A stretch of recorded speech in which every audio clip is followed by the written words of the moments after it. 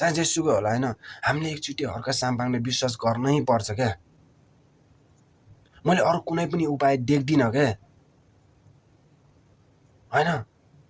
अनि एकचोटि विश्वास गरौँ न त, एकचोटि हर्क साम्पाङलाई प्रधानमन्त्री दिएर हेरौँ न त, उसले के गर्दो रहेछ, के गर्न सक्दो रहेछ हैन। हामीले यत्रो वर्ष भइसक्यो, हामीले कस्तो चोर फटा गुण्डाहरूलाई त हामीले के अरे कतिचोटि विश्वास गर्यो भने। हर्क साम्पाङ एउटा देशप्रति इमान्दार रहेको मान्छे हो क्या, इमान्दार मान्छे हो, एउटा सच्चा नेपाली मान्छे हो क्या, साँच्चै देशलाई माया गर्ने मान्छे हो क्या हर्क साम्पाङ हैन। हामी सधैँ त्यो एमाले काङ्ग्रेस माओवादीको झोले भएर हिँडिरहेछ हैन, 2000 रुपियाँ पैसा दिइरहेछ भन्नेमा उनीहरूको पछि लागिरहेछ। हामी मेन कुरा के हो भने चाहिँ हाम्रो इमान्दारी त छट्टै छैन क्या। उसले पैसा दिइरहेछ हैन, एमाले पैसा दिइरहेछ, एमालेतिर दौडिरहेछ हैन, काङ्ग्रेसले पैसा दिएछ, काङ्ग्रेसतिर दौडिरहेछ।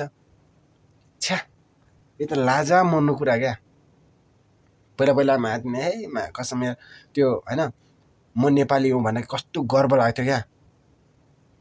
आजकल त आफूलाई देख्दा नि लाज लाग्छ क्या।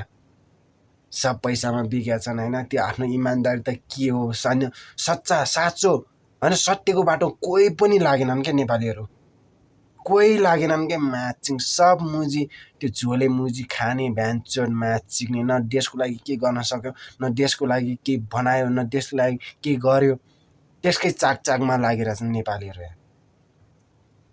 लाज लाग्दैन यार। मुझे एउटा सही र एउटा राम्रो असल मान्छे चिन्न सक्दैन हामीले।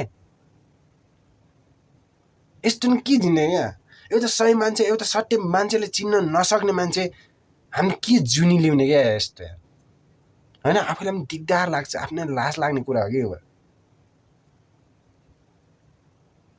हैन। छ्या, अनि त्यही भएर म चाहिँ मेरो धारणा चाहिँ यति हो कि हामीले हर्क साम्पाङले प्रधानमन्त्री दिनै पर्छ क्या, चाहे जस्तोसुकै हालत होस्, चाहे जस्तो परिस्थिति आओस्, अरू कुनै पनि उपाय छैन क्या। अहिले उसको शासनमा उठिरहेछ कुलमान घिसिङ हैन, नयाँ उज्यालो पार्टी भन्दै, तर मलाई पनि त्योमा विश्वासै लागेन क्या। आफ्नै स्वेच्छाले कुलमान घिसिङ आफ्नै स्वेच्छाले म केही गरेर देखाउँछु, केही गर्छु भनेर उठेको मान्छे हो जस्तो लाग्दैन मलाई बिल्कुल पनि। कोही मान्छे छ जसलाई उसलाई उचालिरहेको छ ताकि फाइदा अरूलाई होस् क्या हैन। उचालेर कि उनीहरू एक आपसमा जुटोस् अनि एक आपसमा भिडोस् र फाइदा अरूलाई होस् भन्ने कोही मान्छे एकदम ठुलो जेल खेलिरहेको छ क्या। नभए त हरेक कुलमान घिसिङको इन्टरभ्यू, हरेक कुलमान घिसिङको बारेमा सोध्नुहोस् हैन, आफै भनेको छ त्यहाँ। म सबैलाई विनम्र अनुरोध गर्न चाहन्छु हैन, एकचोटि हामीले चाहिँ हैन, हाम्रो यत्रो दुःख पीडा भइसक्यो अनि हामीले यत्रो दुःख पीडा कष्ट भोगिसक्यो हैन सारा नेपालीले, बरु एकचोटि हर्क साम्पाङलाई देऊ।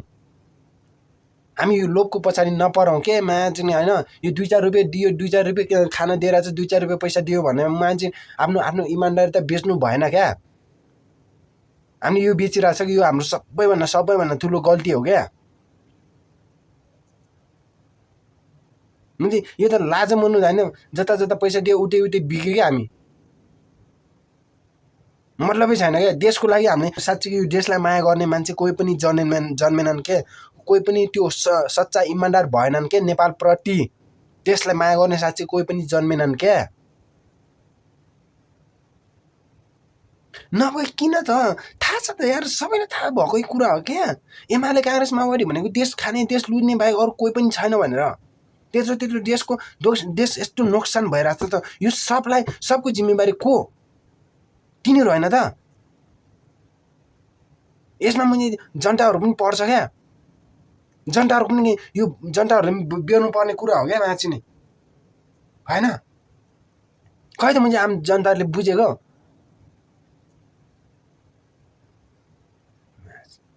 बस म चाहिँ अरू केही पनि चाहन्न हैन, एकचोटि हर्क साम्पाङले दियो यार। साँच्चै हर्क साम्पाङ यो देशको लागि साँच्चै चाहिने व्यक्ति हो क्या। यो देशलाई माया गर्ने मान्छे हो क्या हर्क साम्पाङ। हर्क साम्पाङ दिँदा के भयो?